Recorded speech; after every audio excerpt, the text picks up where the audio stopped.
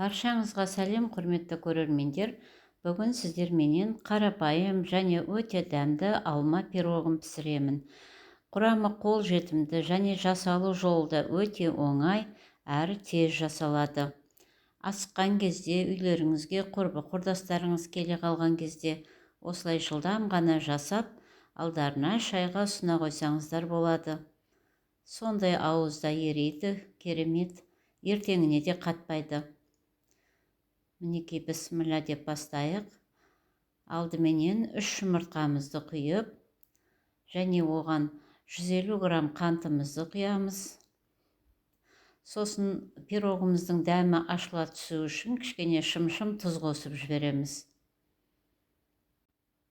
Және венчикпенен осылай көпіртіп тұрып шайқап аламыз.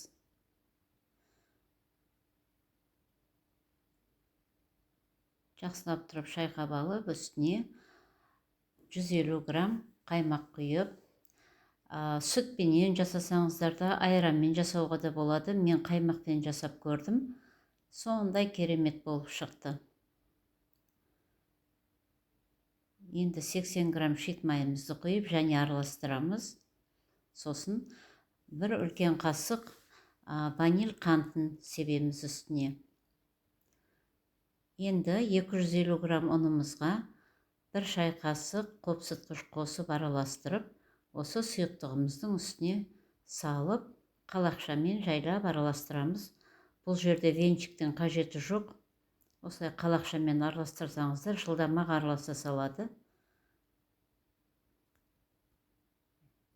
Мінекей. Осындай сұйықтықта болу керек.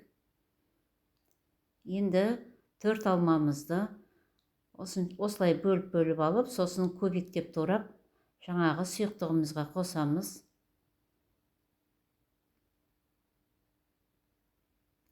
Алманы ірілеу етіп турасаңыздар да болады, әркім өз қалауынша. Мен осылай көбіктеп турадым. Пирогқа ерекше дәм бергілеріңіз келсе, осы туралып жатқан алмаға кішкене корица қосып жіберсеңіздер де болады. Немесе лимон цедрасын. Бірақ мен өз дәммен жасағанды жөн көрдім. Кішкене қышқылтым алмаменен осындай қызыл алманы қосып, екеуін араластырып турадым. Пирогтың дәмі керемет болып шықты. Енді осылай араластырамыз мені. Осы алма пирогын шарлотка деп те атап жатады. Екеуінің құрамында аса бір өзгешелік жоқ.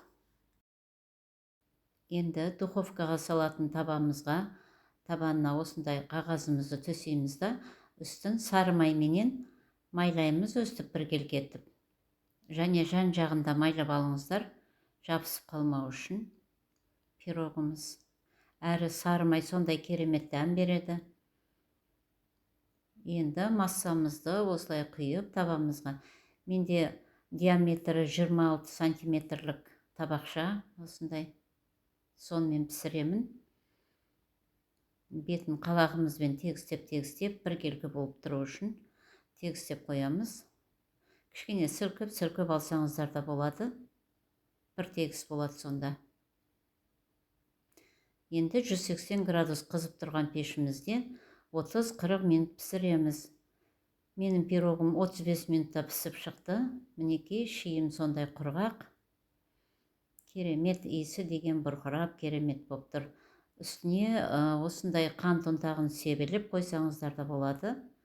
Әрі дәмді болады, әрі сәнді. Мінекей, бөліп көрсетейін.